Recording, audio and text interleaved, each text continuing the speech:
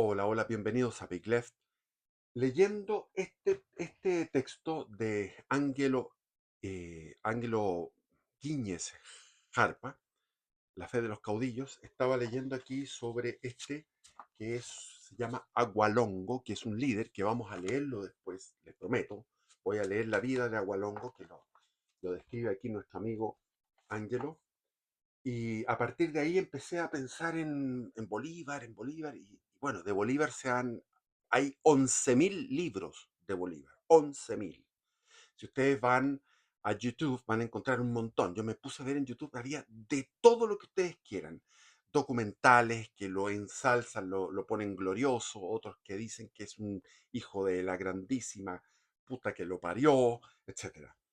Ahora, él da para todo, es un personaje inmenso, entonces voy a tratarlo. Dije yo, ¿con qué ropa lo trato? Bueno, con la ropa mía vamos a tratar a Bolívar. Aquí tengo el libro Emil Ludwig, que es un escritor como Stefan Zweig, que tenía mi padre en su biblioteca, que no lo tengo acá porque yo perdí todos esos libros.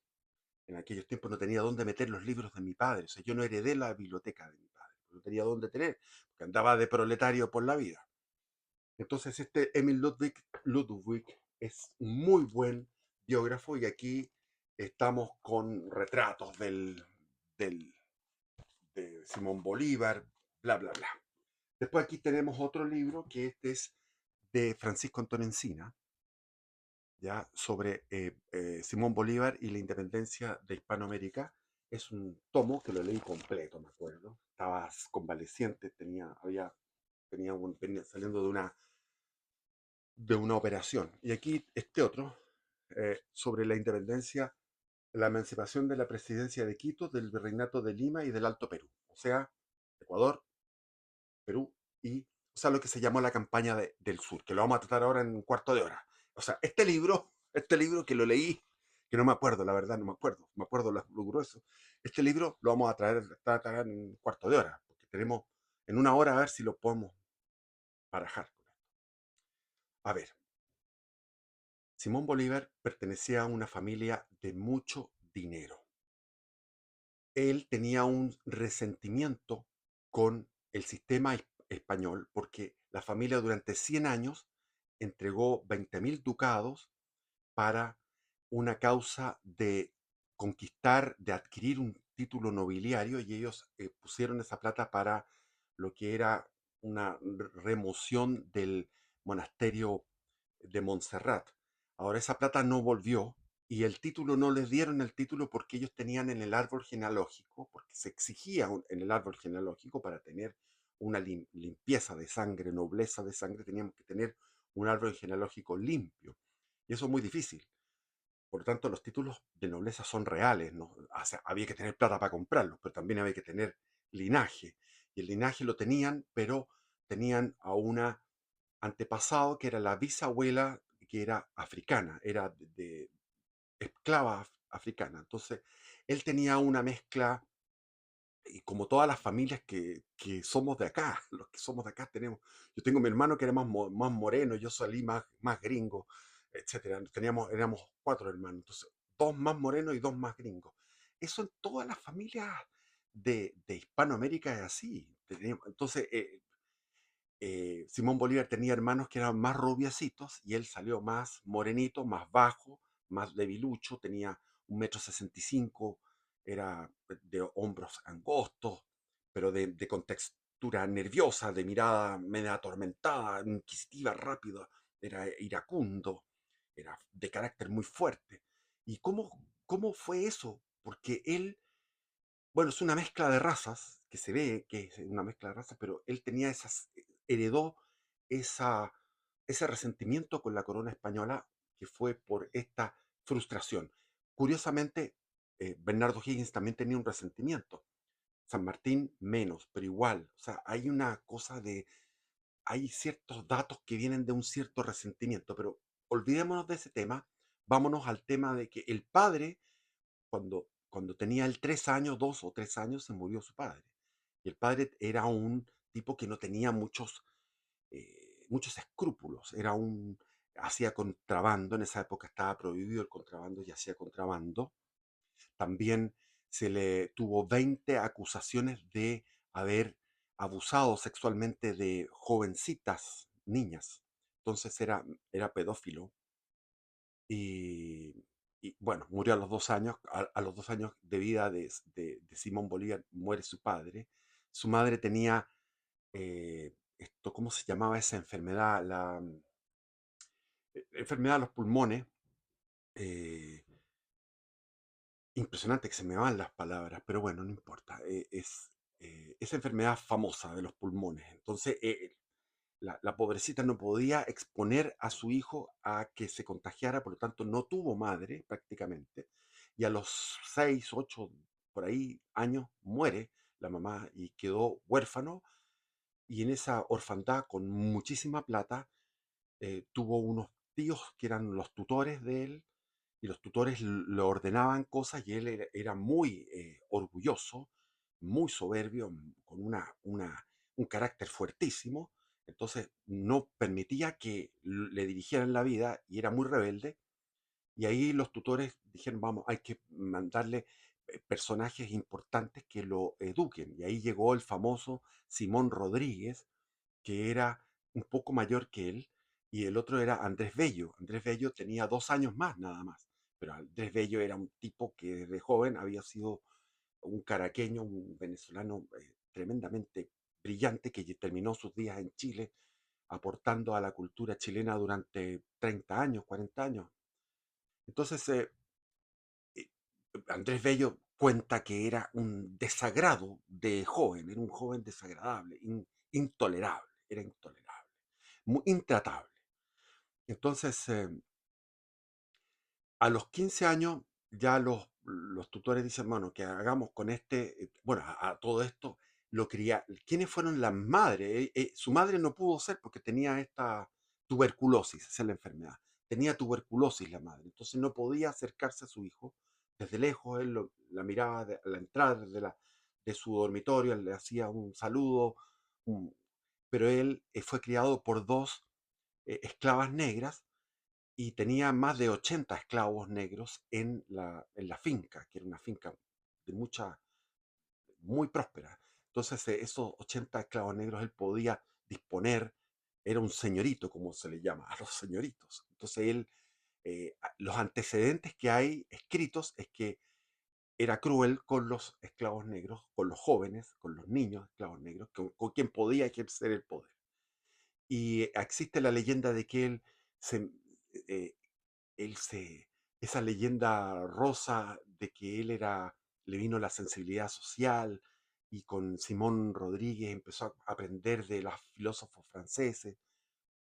Bueno, Simón Rodríguez era un tipo que lo condujo de alguna manera y después se separaron porque llegó el momento de que Simón Bolívar iba a iniciar la carrera militar a los 15 años y entró a la carrera militar y ahí demostró cosas extrañísimas, o sea, un carácter, un temple que estaban asombrados los compañeros porque en un momento determinado los compañeros de la escuela militar le dijeron, tú eres capaz de saltar, apoyarte con las palmas de tus manos sobre el anca del caballo y saltar a horcajadas y llegar al otro lado, o sea, saltar un caballo. Y él era chico, era joven, o sea, además de joven era flaco y no era muy alto, y él les dijo que sí. Entonces saltó el primer intento y llegó a la mitad del cuello del caballo.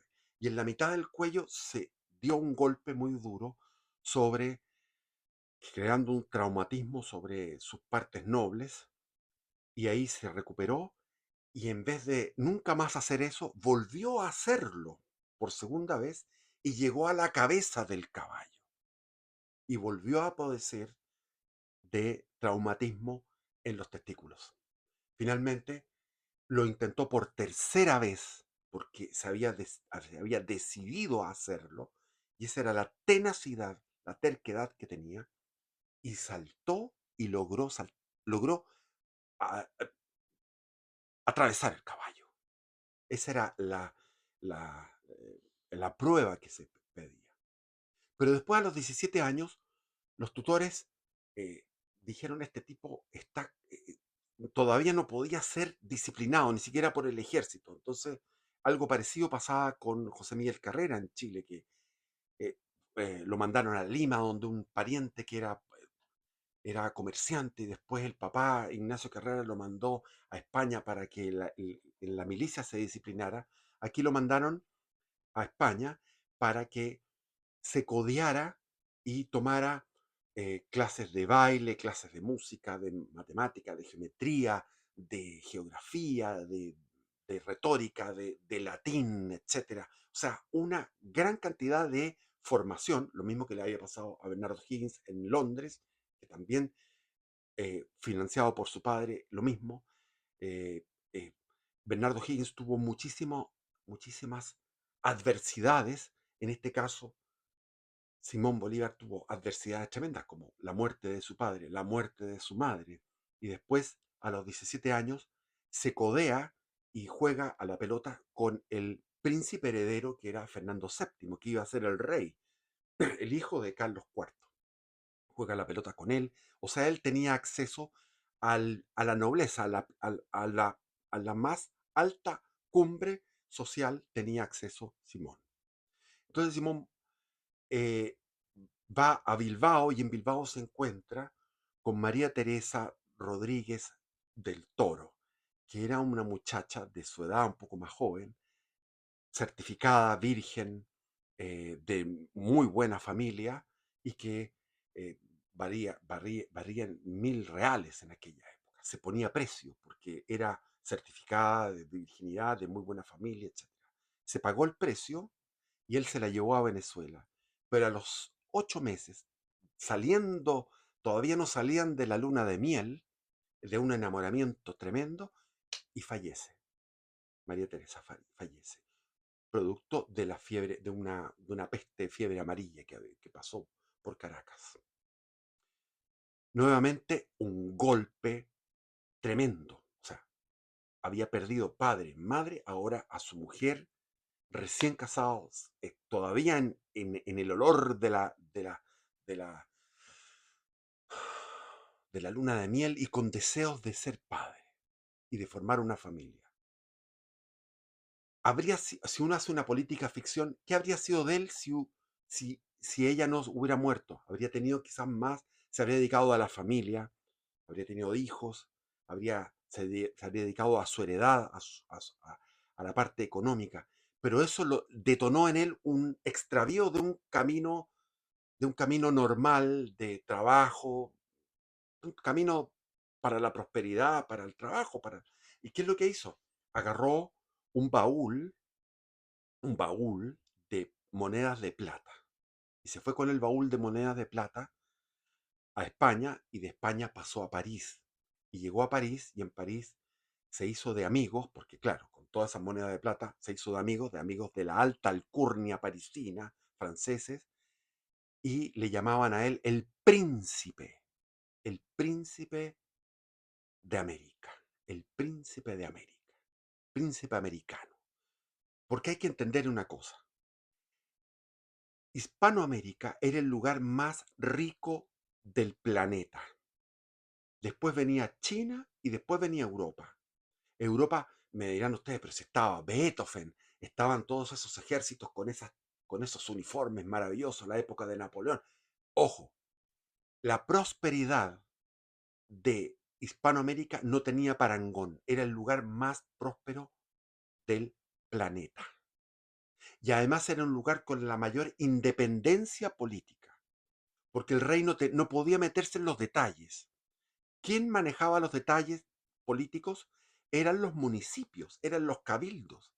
Entonces en Chile tenías tú el cabildo de Santiago, pero estaba el cabildo de La Serena, estaba el cabildo de Concepción, que podía competir con el de Santiago.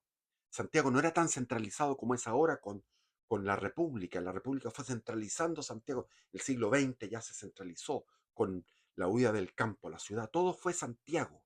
Pero en aquellos tiempos Santiago era importante.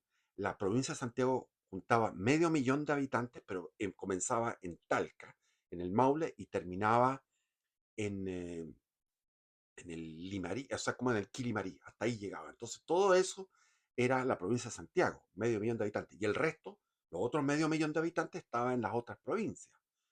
Entonces estaba, por ejemplo, la provincia,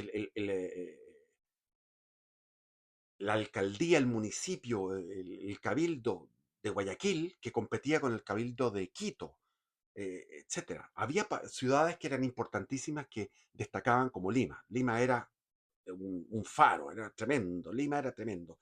Cuando nosotros le dimos, comillas, le dimos ese regalo envenenado que era la independencia a Lima, a Perú, en Lima salieron 14.000 realistas que habían ahí, y muchos peninsulares de España, y dejaron vacío Lima. Lima se desangró con la independencia, perdió gente importante. Estaba la Ciudad de México, estaba Santa Fe de Bogotá, etcétera. Pero había una serie de cabildos, entonces había una autonomía. Toda esta autonomía que en el siglo XVII había sido importante, se había restringido con el despotismo ilustrado, que el lema era todo para el pueblo, pero sin el pueblo, y centralizar. Crearon las intendencias, crearon el virreinato de Nueva Granada, el virreinato de La Plata, fueron, eh, fueron centralizando los Borbones con esta política, fueron centralizando, y fueron eh, em, mucho más verticales, pero, ojo, siempre se mantenía un poder local y una prosperidad tremenda. Entonces él estaba en París en la época de Napoleón y le tocó presenciar él ahí mismo en la iglesia de Notre Dame la coronación de Napoleón, donde Napoleón le quita la corona al Papa, porque llamó al Papa para que lo coronara. O sea, no sé si saben la historia, pero es así. Llamó al Papa, el Papa tuvo que ir de Roma, no sé cuánto se demoró, unos 20 días o un mes, no sé cuánto se habrá demorado el Papa para llegar a París. En París, en la iglesia de Notre Dame, tomó el Papa en la corona para ponérsela en la cabeza a Napoleón Bonaparte, a este usurpador, a este petimetre, a este revolucionario transformado en... Y, y le puso, pero no le puso la corona porque se la arrebató Napoleón y él se coronó. Y después coronó a Josefina. Entonces él vio todo esto y dijo, esto es, le cargó, dijo, este es un... Lo mismo que le había pasado a Beethoven. Beethoven había compuesto la heroica, esa que dice tan, tan, tan, tan, tan, tan, tan, tan, tan, tan, tarán, tan, tarán, tarara, tarara, la, la, la, la, la, la, la, la, la, la, la, la, la, la, la, la, ta, la, la, la, la, la, la, la, la, la, la, la, la, la, la, tan, tarara, tan, tarara, tarara, ta, tan, tarara, tan, tarara, tan, tarara, tan, tan, tarara, taran, taran, taran, taran, ta, que es como una carga de caballería. Es una cosa de la épica de la época. Entonces tenemos un Beethoven que después de que se coronó Napoleón como emperador, lo odió. Y también pasó con Simón y otros muchos lo odió, pero Simón Bolívar estaba en París, en la crème de la crème, derrochaba su plata en lujuria, prostitutas, seducciones, porque era el mujeriego, él se le cuentan, se, su misma amante, vamos a llegar a eso, la amante fue entrevistada cuando estaba viejita, ya pobre, en una ciudad de Perú, la última amante que fue Manuela, Manuela Sáenz, dijo que habían sido 35, que él le había contado que había tenido 35 amantes. O sea, vivía a horcajadas el hombre.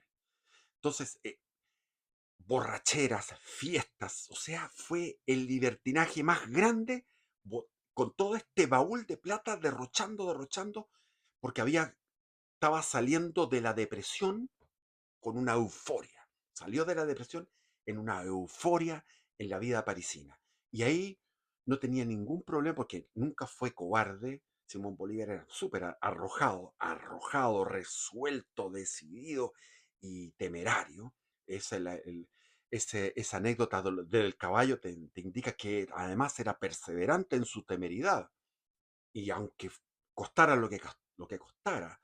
Entonces él fue, se propuso ser el dandy, el más libertino de París, y todos lo seguían como un líder de la vida licenciosa, lujuriosa, viciosa, alcohólica, de manjares, le encantaba la buena mesa, el buen vino, Y en esas tertulias él decía, yo odio a Napoleón Bonaparte, odio a Napoleón Bonaparte porque es un tirano, qué sé yo. No le pasó nada, no lo metieron preso, no lo expulsaron del país, no le pasó nada, pero hay una cosa ahí, hay una relación de amor-odio, porque él después, él es la copia de Napoleón. Después, en su vida pública, en su vida militar, él copiaba a Napoleón. Por ejemplo, tenía un ejército de 3.000 hombres.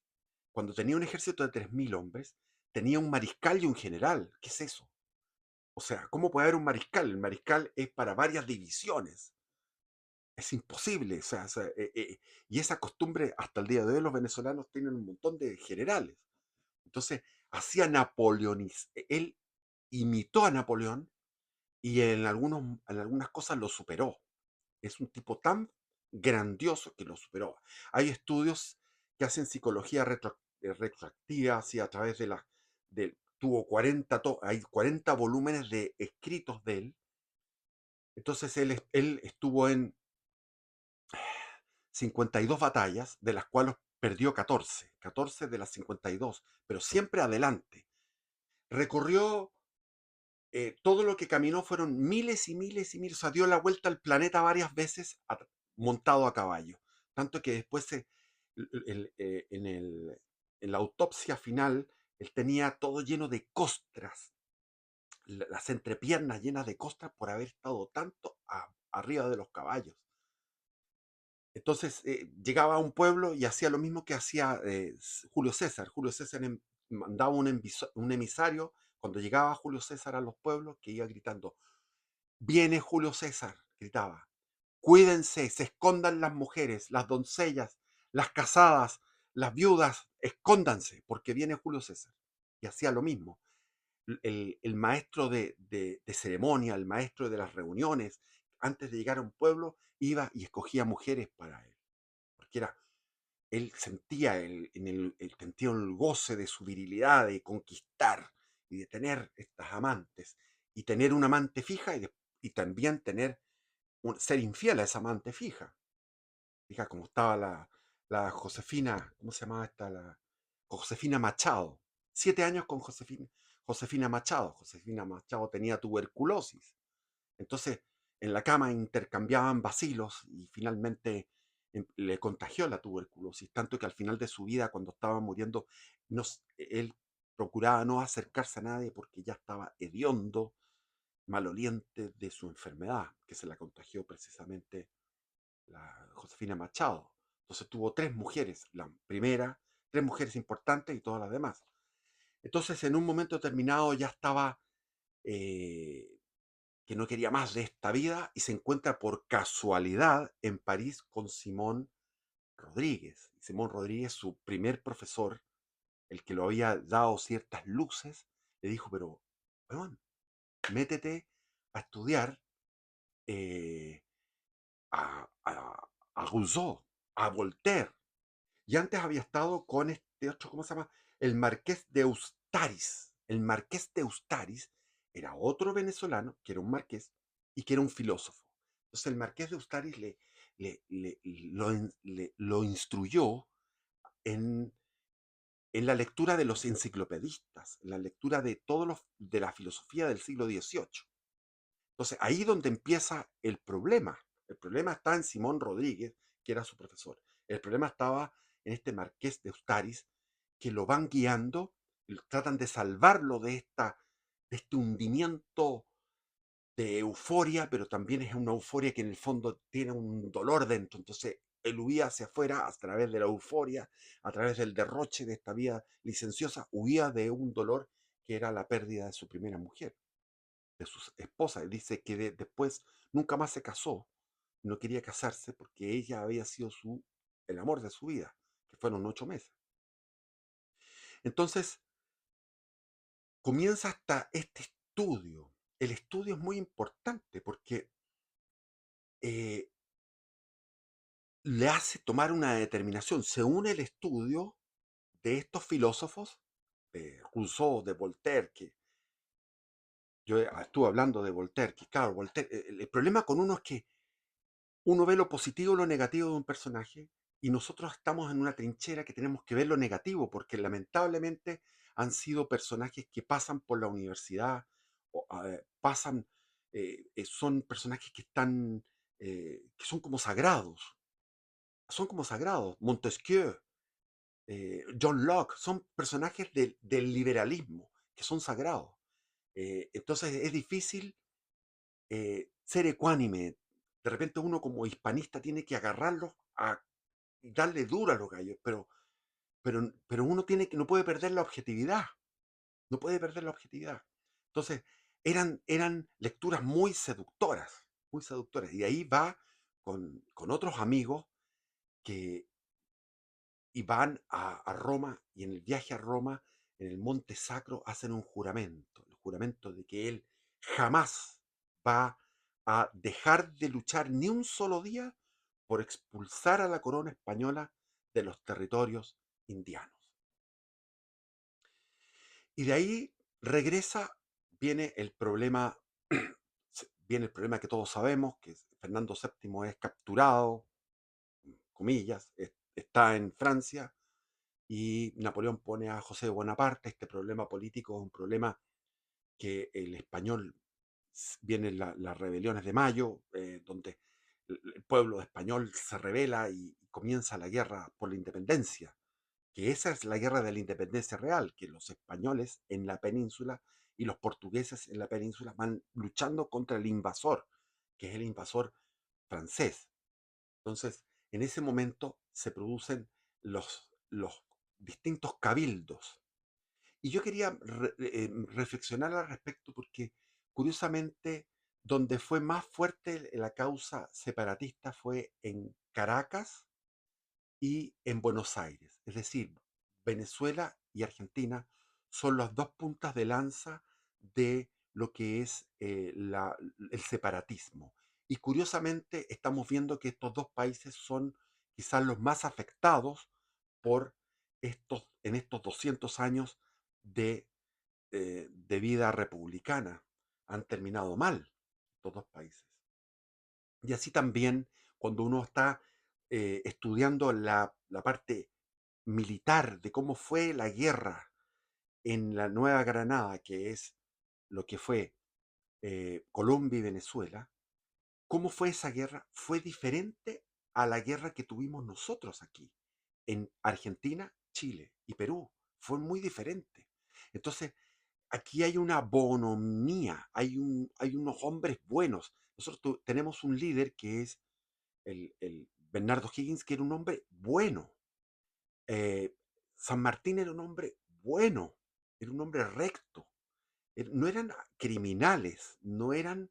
Entonces, pero sin embargo, los realistas también, los realistas en este lugar del mundo no fueron tampoco despiadados, salvo cuando ya viene Vicente Benavides y declara la guerra a muerte en 1820 como una respuesta a los crímenes que habían cometido los patriotas al haber matado en San Luis a todos los coroneles, capitanes, a toda la oficialidad que había sido derrotada en la batalla de Maipú. Entonces en 1820 comienza la guerra a muerte tardíamente. En cambio acá en 1813 ya había guerra a muerte. Y los realistas como los patriotas, los realistas y patriotas, que no me gusta que se llamen patriotas, pero bueno, los separatistas y los realistas se enfrentaban de una manera espantosa, espantosa. O sea, fueron 10 años, además una guerra inmensamente larga, inmensamente compleja, que vamos a tratar de simplificar. Entonces, cuando, cuando se produce este movimiento de cabildos y comienza la reacción de los peninsulares, no, de los realistas, ahí había un tipo que se llamaba Bobes, que era un llanero. El Bobes era un llanero que era mulato, era un tipo de pueblo que estaba por el rey, estaba por la causa realista. Entonces luchaba en los llanos que están yendo hacia el Orinoco. Y, y, y por otro lado, la Junta pidió un apoyo y vino el 4 de julio de 1811, el mismo día en que en Chile se inauguraba el Congreso Nacional, se inauguraba el Congreso Nacional, el primer Congreso, el 4 de julio de 1811. Ese mismo día, en paralelo, en sincronicidad, estaba Simón Bolívar leyendo una proclama de independencia para Venezuela. Pero tenían el problema de la lucha militar que se había ya desatado. Entonces, junto con Francisco Miranda, van a Inglaterra a pedir ayuda. Van a pedir ayuda, lo envían los otros dignatarios, los otros próceres venezolanos, lo envían a pedir ayuda y ellos vuelven con ayuda,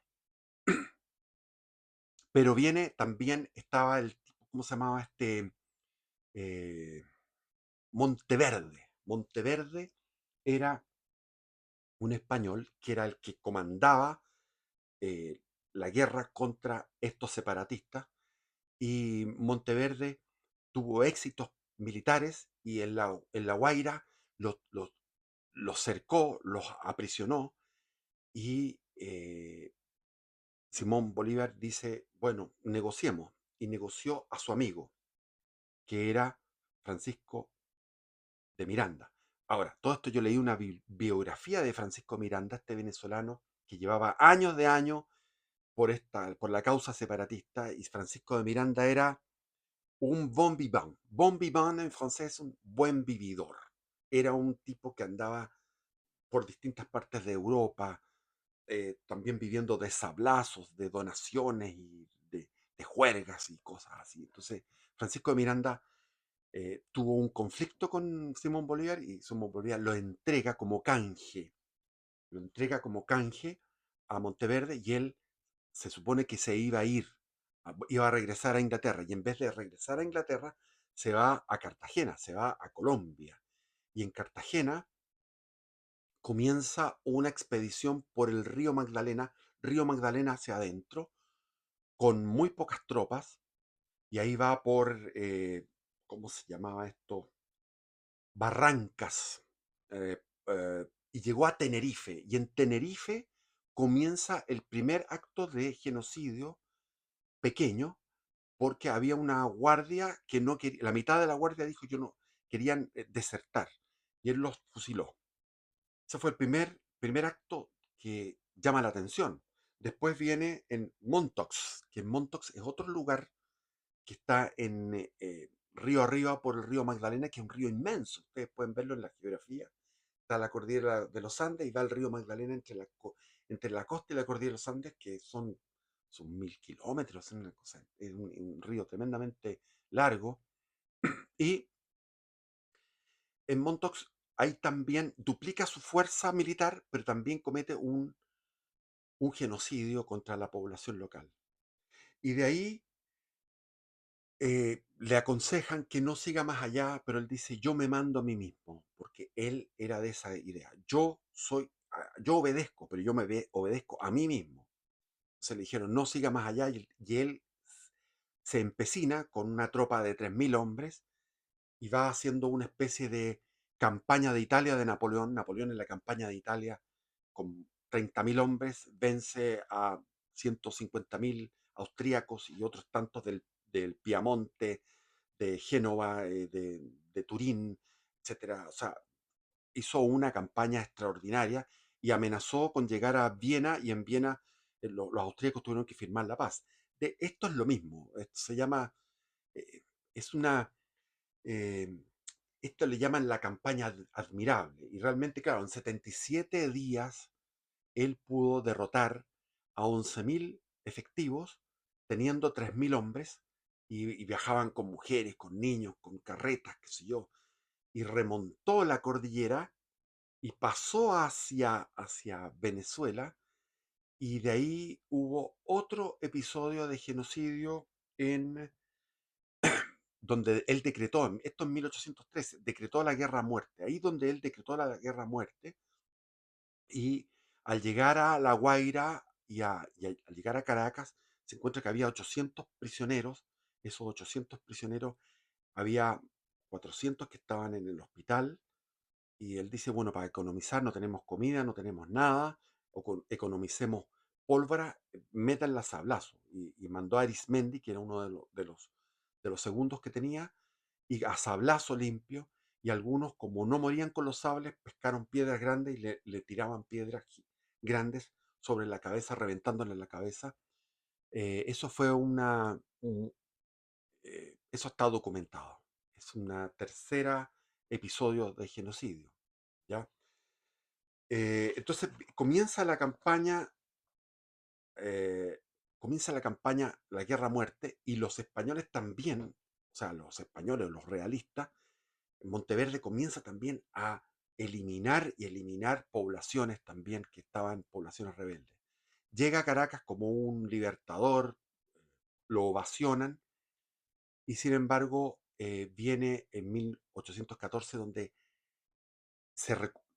Fernando VII recupera el trono, y al recuperar el trono envía un ejército, y el ejército de 10.000 hombres al mando de Morillo, de Pablo Morillo, que era un general no tan astuto ni tan inteligente como Simón Bolívar, que tenía unas dotes que no puede envidiarle a Napoleón ni a Alejandro Magno, ninguno de ellos. O sea, un tipo realmente que tenía donde mandó fuerte. Él tomaba las decisiones, le decían no vayas para allá porque es terrible. No, el tipo cruzaba la cordillera.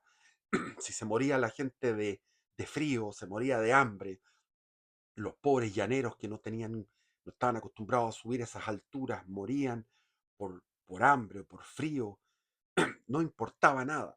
Eso se recuerda a estos grandes conquistadores, como por ejemplo Alejandro Magno, cuando llegó a la India, le dijeron, no te vayas por allá. Él quería ir, hacía turismo. Alejandro Magno hacía turismo. Había estado por el Valle del Indo y quería volver por el sur, el sur es desértico, el sur de Irán, el sur de Persia es desértico, y se fue por ese lado hasta llegar al al Golfo Pérsico. Por ahí se fue y sufrieron muchísimas bajas. Este caso es lo mismo, son personajes muy, eh, muy voluntariosos. Y Morillo, con 10.000 hombres, lo barre. Y viene el momento, una entrevista en que Morillo se reúne con Simón Bolívar y le dice, o sea, primero no sabía quién era Simón Bolívar porque venía en un burro. Él, para dárselas de humilde, venía en un burro con un sombrero de guajiro, o sea, y flaco, y todo tostado, y todo ajado, y entonces le dicen, ese es el libertador, le dicen, ese es el jefe. Wow, este gallo, quedó sorprendido Pablo Morillo.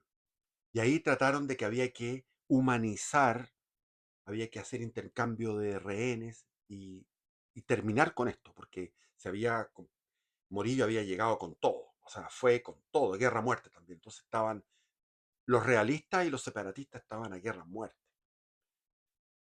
Y ahí viene eh, Monteverde, Morillo, retoman Caracas, o sea, hay dos repúblicas ya en Venezuela, y él de nuevo vuelve a ir a, querían tomar esto, ¿cómo se llamaba? Santa Marta, que era un reducto realista, pero para eso necesitaba apoyos del que estaba a cargo, del patriota que estaba a cargo de Cartagena. Y en Cartagena, él sitió Cartagena, lo cual era una cosa de locos, porque no sitió y estaban peleando entre ellos mismos. Entonces, en un momento determinado, fue tan fuerte la reconquista, lo mismo que pasó en Chile cuando después de, de- de Rancagua, lo que llaman el desastre de Rancagua, se vino la reconquista. En esos lugares también lo mismo, con Morillo vino la reconquista, y Simón Bolívar se autoexilia a Jamaica, y en Jamaica escribe la famosa Carta de Jamaica, donde él habla del pasado de Hispanoamérica, del presente y del futuro, sobre todo del futuro, como él lo ve, esta gran nación que quería él comandar, crear y comandar. Y después de Jamaica se va a Haití, donde le dan recursos, y el presidente de Haití le condiciona los recursos para que cuando él vaya y triunfe dé la libertad a los esclavos negros.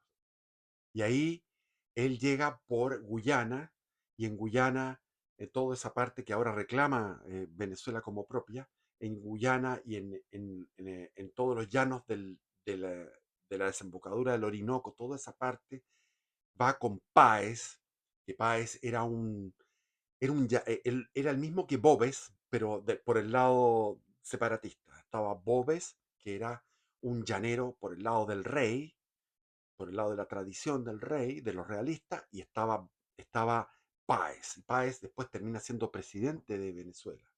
Y también se le incorpora Santander, que también Santander después fue presidente de Colombia. Entonces eran líderes que tenía. Estaba Camilo Torres, había una serie de líderes muy importantes que van saliendo todos estos próceres que después van a heredarlo a él. Entonces, después recupera nuevamente Caracas, recupera Venezuela y va y hace el camino a la inversa. La campaña admirable había sido desde Colombia, cruzando la cordillera hacia Venezuela, ahora era desde Venezuela, cruzando los nudos, porque hay tres cordilleras ahí. Hay un nudo desde donde salen tres cordilleras.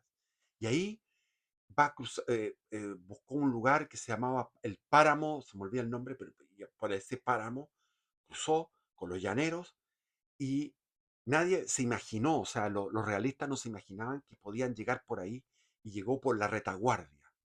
Y ahí viene el famoso, eh, la batalla de Boyacá, donde es un puente donde hay una ofensiva, un éxito militar, y de ahí viene la toma de Santa Fe de Bogotá y la derrota definitiva de los realistas.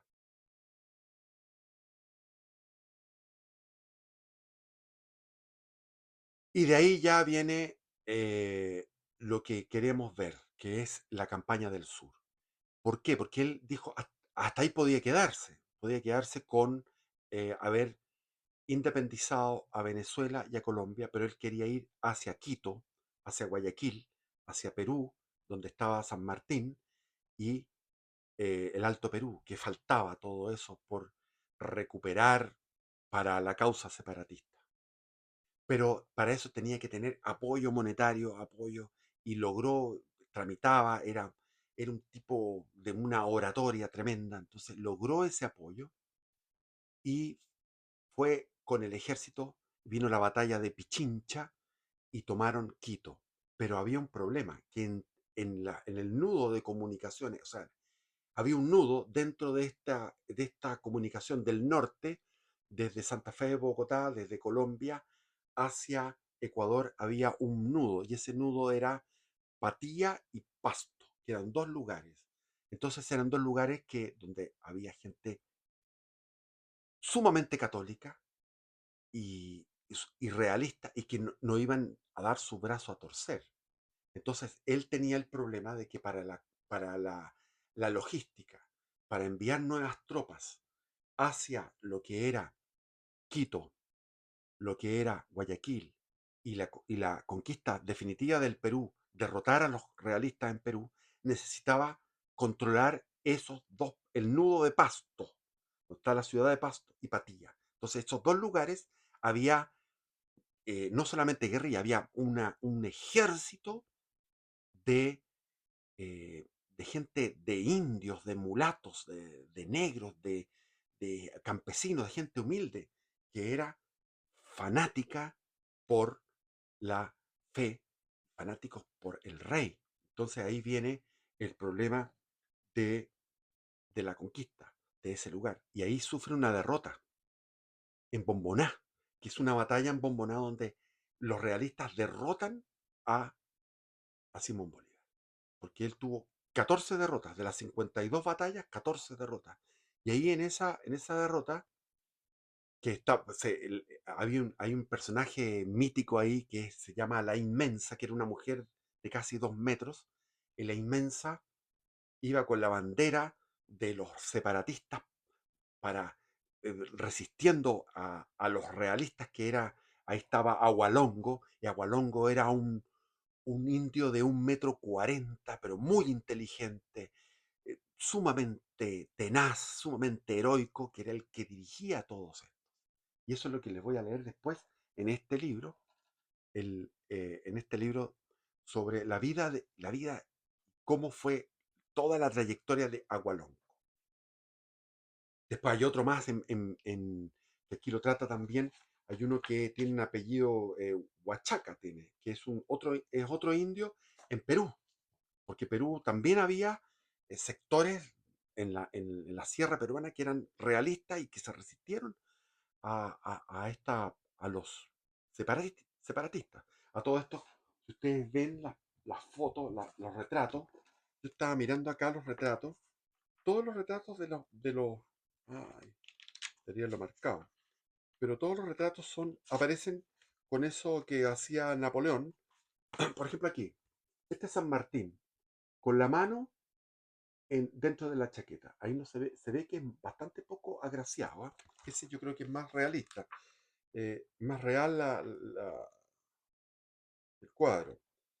Después, Sucre, Simón Bolívar. Esta es la, la última mujer que tuvo amante, Manuela Sáenz, que le salvó la vida, porque lo querían matar. Aquí están lo querían matar y ella le dijo, salta por el balcón, saltó él y Manuela enfrentó a los que iban a matarlo. Eh, Hay distintos retratos. Acá está. Entonces, lo que pasó fue que esta batalla de Bomboná fue un éxito extraordinario, porque podrían ellos haber liquidado a Bolívar. Hasta el momento no se entiende, ese es Morillo, Pablo Morillo. No se entiende qué es lo que pasó ahí. O sea, hay a veces decisiones militares que no se dan y que cambiarían la historia. Cambiarían la historia. De partida yo hubiera preferido que no hubiera existido Simón Bolívar. De todas maneras, pero bueno, existió. Y Empatía venció, pero en Pastos fue derrotado. Y de ahí entonces envía a Sucre con, con refuerzos, con tropas, y Sucre hace un nuevo, por órdenes de Simón Bolívar, un genocidio. En la ciudad de Pasto, 400 personas, mujeres, niños, hombres, personas civiles fueron muertas, 14 que eran los más importantes, porque esto no solamente eran los humildes, también estaban los pastusos, que eran gente de buen nivel. Entonces había 14 que era la élite de Pasto, esos 14 los tiraron por un barranco a un río que había ahí. Yo quería ir a Pasto, no pude llegar allá, lamentablemente es un viaje que tengo pendiente de llegar a Pasto. Y ahí violaron a todas las mujeres de la ciudad. Y quedó pacificado todo eso. Pero después Agualongo volvió a rebelarse. Y al rebelarse por tercera vez, Pasto, Bolívar fue en persona. Pero mientras estaba cometiéndose todo este tremendo genocidio, enviado, o sea, por el mariscal Sucre, que además encima de eso de mariscal, si no había tropas para ser mariscal, pero el mariscal Sucre hizo esto, que también es del estilo de Napoleón. Napoleón también cometía cosas así. Está documentado. Bueno, y el tema de tirar a los, a la tropa al saqueo. Eso es otra cosa también, al saqueo. Entonces él estaba en Quito, había conocido a Manuela Sáenz, estaba ahí disfrutando de una luna de miel mientras estaban masacrando a Pasto. Y cuando se revela de nuevo a Hualongo, con más fuerza y con más vigor, y nuevamente se levanta Pasto contra el ejército profesional, ordenado, de tropa, con abastecimiento de víveres, con abastecimiento de municiones, con todo lo que pueda querer, con todo lo que se necesitaba en ese momento, que lo tenía eh, ahí en Quito, va hacia el norte, a Pasto, y liquida por última vez a Agualongo. esto ya en 1822. Y ahí viene la entrevista de Guayaquil, donde se reúne Bolívar y San Martín. San Martín nos da algunas luces de lo que fue, que habló Bolívar. San Martín dice que era un ególatra, que hablaba, y San Martín no quería, o sea, perdón, Bolívar no quería que estuviera San Martín, no quería ninguno que le hiciera sombra. Cuando fue la batalla de Pichincha, que fue un éxito de Sucre, él se atribuyó el éxito. No quería que nadie se atribuyera otro éxito, sino él. Entonces, ¿era megalómano? Era megalómano. ¿Era ególatra? Era ególatra. Y él, en ese momento, le dice a San Martín, tienes que irte. San Martín, que había logrado el éxito de haber eh, el mayor éxito, que fue el ejército de los Andes, la batalla de Chacabuco, que fue pequeña batalla, pero fue muy decisiva, la gran batalla de Maipú, que fue una tremenda batalla, que fue un éxito de San Martín, que fue con superioridad numérica, en caballería sobre todo. Ese éxito, esa batalla de Maipú, es la gran gloria de San Martín.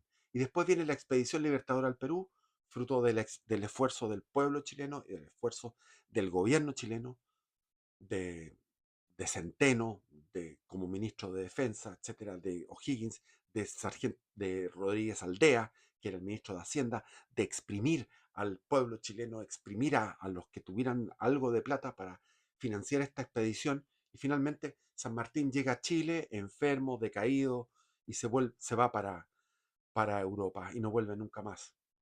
Y, y O'Higgins finalmente también es votado del gobierno por el esfuerzo que había hecho tan sobrehumano, el esfuerzo que había hecho O'Higgins le cuesta el puesto de director supremo. Entonces queda allanado el camino para él ir a Perú. Y viene lo que es Junín, lo que es Ayacucho, y viene lo que es llegar al Alto Perú. Y en el Alto Perú lo aclaman como el gran libertador. Y ahí le ofrecen que este país se llame Bolivia. Y él lo encuentra maravilloso, que un país entero, un país nuevo, que era el Alto Perú, se llamara Bolivia. Y él hace promulgar una constitución que era una constitución breve, donde le daba poderes absolutos. Era la constitución boliviana.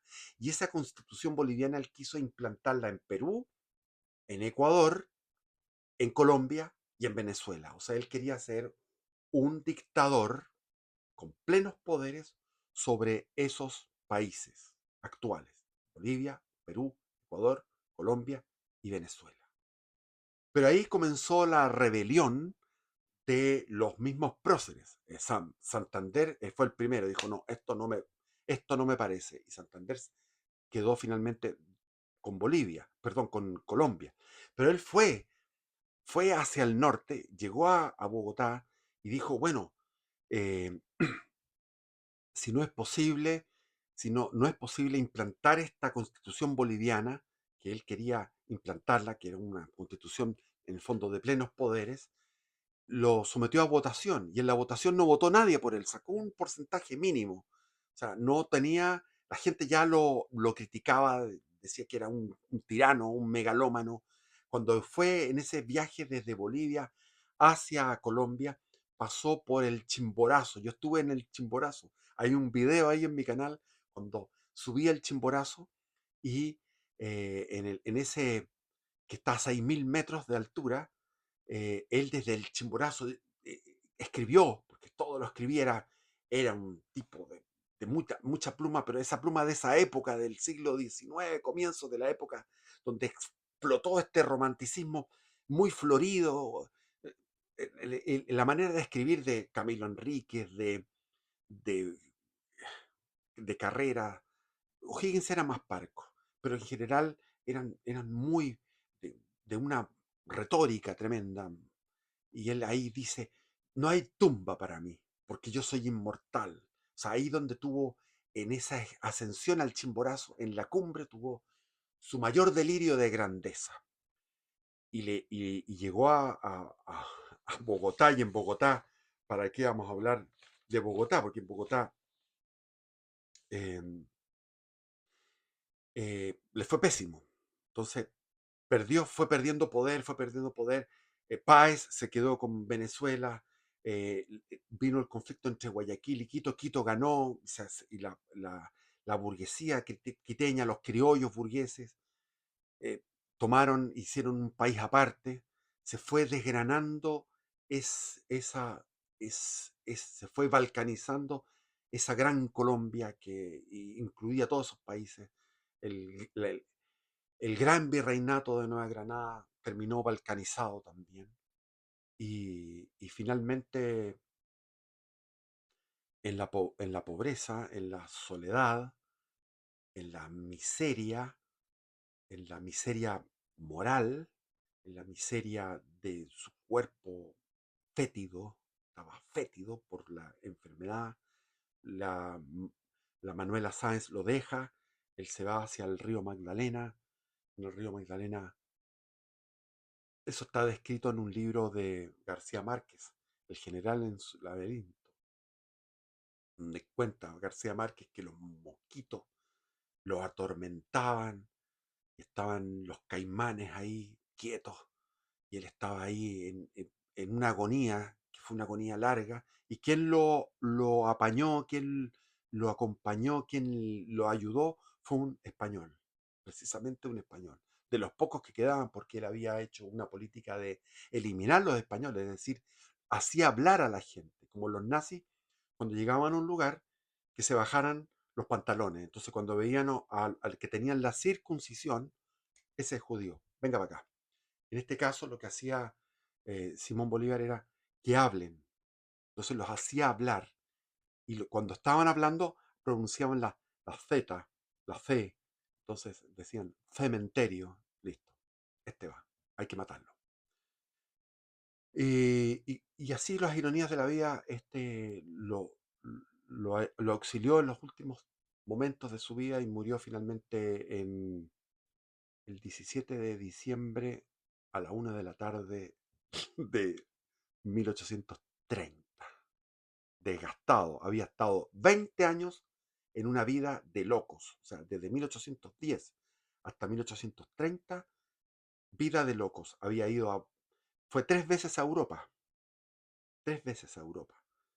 Estuvo como en el Caribe, embarcado, a caballo por miles de kilómetros, atravesando cordilleras, selvas, ríos, las sierras peruanas hasta llegar a Bolivia, etcétera. O sea, una energía tremenda. 52 batallas, algunas perdidas, otras ganadas, amantes, la Josefina Machado, 7 años con ella, con la Manuela Sáenz, y la primera que había sido la María Teresa Rodríguez del Toro. Entonces, ¿qué podemos sacar de conclusión de todo esto? Mejor que no hubiera existido, porque realmente sin ese líder, la causa revolucionaria habría sido derrotada. Hay que entender que Fernando VII envió a Morillo con 10.000 hombres, o sea, había elementos como para derrotar a la causa separatista, pero tenemos a un hombre extraordinario a cargo de, de esas maniobras militares, un hombre extraordinario en táctica, estrategia, en, en tenacidad, en sacar marchas forzadas, el ir adelante en las marchas, iba adelante, por tanto los otros tenían que seguir a su jefe, en las batallas ir adelante, como lo hacía un Alejandro Magno, etcétera. Entonces, con tipos tan extraordinarios, lamentablemente se produjo esa independencia de la Nueva Granada. Y a mí me pasa que de toda América Latina hay dos nacionalidades que me tienen mal a mí. Por ejemplo, yo los colombianos, los que he conocido, la experiencia que he tenido con los colombianos y con los venezolanos, a mí no me gustan ni los venezolanos ni los colombianos, tengo que confesarlo. A mí me encantan los mexicanos, los centroamericanos, los cubanos, los peruanos. Me siento a veces, como les dije, una vez quería ser peruano. Argentinos también me caen bien, los argentinos, los uruguayos. Yo pienso que deberíamos hacer una patria aquí, realistamente. Bueno, no es realista, pero lo más realista sería hacer de 7 países, es decir, Ecuador, Perú, Bolivia, Chile, Argentina, Uruguay, Paraguay. Esos son 7 países. Ahí tendríamos un país potente y aliados con México y Centroamérica, pero Colombia y, y Venezuela, la independencia, cuando uno estudia cómo fue esa guerra de separatista, fue una guerra atroz, fue una guerra que nosotros no vivimos. Aquí hay, como les digo, en Argentina hay una tendencia a hombres buenos, hombres caballerosos, como el máximo representante de San Martín y todos los que lo seguían, Guido, etcétera, Álvarez Condarco, etcétera. Había muchos, muchos que lo seguían, que eran todos tipos de buen nivel. Entonces, Argentina no tuvo en su territorio una guerra tan dura por su independencia. Tuvieron en el Alto Perú guerra, ahí estaba Belgrano, etcétera, pero en su territorio no tuvieron esos. Después tuvieron guerras guerras civiles, anarquía, pero es distinto.